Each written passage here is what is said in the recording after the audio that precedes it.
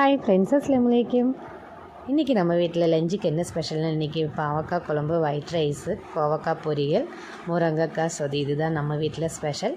நான் ஃபஸ்ட்டு பாவக்காவை நல்லா சுத்தமாக கழுகி கட் பண்ணிவிட்டு அதில் கொஞ்சம் உப்பு பொடி போட்டு வச்சுட்டேன். அப்போ பாவக்காய் கசக்காது. அதுக்கப்புறம் நான் சாப்பாடு வைக்கிறதுக்கு ஒலையெல்லாம் வச்சுட்டேன். அதுக்கப்புறம் நான் கோவக்காய் கட் பண்ணி இன்றைக்கி பொரியல் தான் வைக்க போகிறேன். உப்பு, மஞ்சள் பொடி, மிளகா பொடி, உப்பு இது போட்டு நல்லா வேக வச்சு தேங்காய் எண்ணெய் ஊற்றி கடுகு தாளிக்க தான் போகிறேன். வெளியான செம்ம மழை பார்த்திங்களா, நல்ல மழை இன்றைக்கி. இந்த மழையிலேயே சாப்பாடு வேலையெல்லாம் முடிச்சிட்டேன். உங்கள் வீட்டில் என்ன ஸ்பெஷல்னு கமெண்டில் சொல்லுங்கள். செம்மையாக இருக்குது மழை. இப்போ ஆல்மோஸ்ட் நம்மளோட சாப்பாடுன்னு ரெடி ஆகிடுச்சு. இப்போ நான் சாப்பாடு வடிக்க போகிறேன். அதுபோல் நம்ம கோவக்காய் பொரியலும் ரெடி. பார்த்திங்களா, நல்லா தேங்காய் எண்ணெய் ஊற்றி நல்லா வரட்டி வச்சுருக்கிறேன். இந்த கோவக்காய் பொரியல் யாருக்கெல்லாம் பிடிக்குன்னு கமெண்டில் சொல்லுங்கள். செம்ம டேஸ்ட்டாக இருக்கும், செம்ம ஹெல்த்தியானதும் கூட. கோவக்காய் பார்த்துன்னா எல்லோரும் வாங்கி சாப்பிடுங்க, செம்மையாக இருக்கும். இப்போ நம்ம சாப்பாடு ரெடி. சாப்பாடு ஆயாச்சு.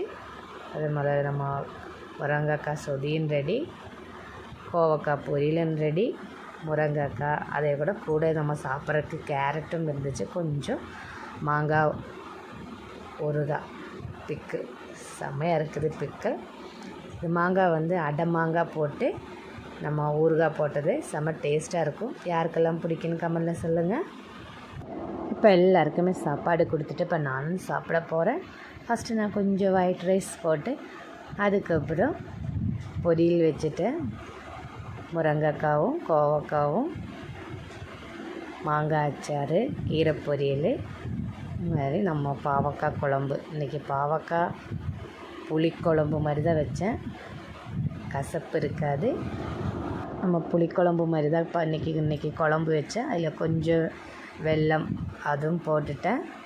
அது என்ன கசப்பு இருக்காது. இன்றைக்கி எல்லாருமே டேஸ்ட்டாக இருக்குதுன்னு சொன்னாங்க. நீங்களும் ட்ரை பண்ணி பாருங்கள்.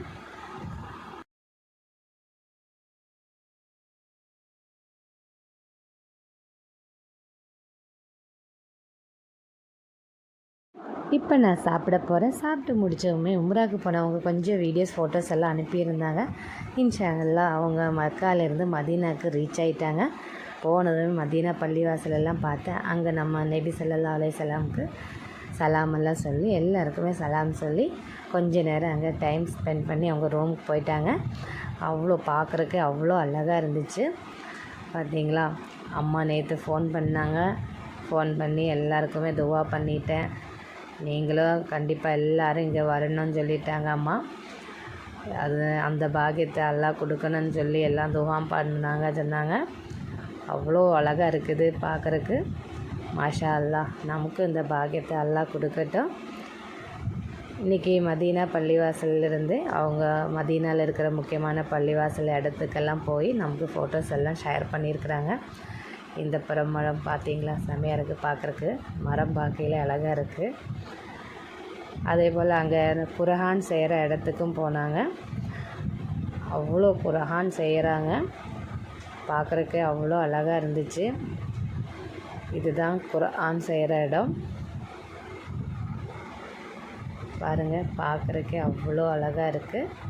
இந்த வீடியோ முடிஞ்சிருச்சு. இது பிடிச்சிருச்சுன்னா லைக் பண்ணுங்கள், ஷேர் பண்ணுங்கள், கமெண்ட் பண்ணுங்கள், சப்ஸ்கிரைப் பண்ணுங்கள்.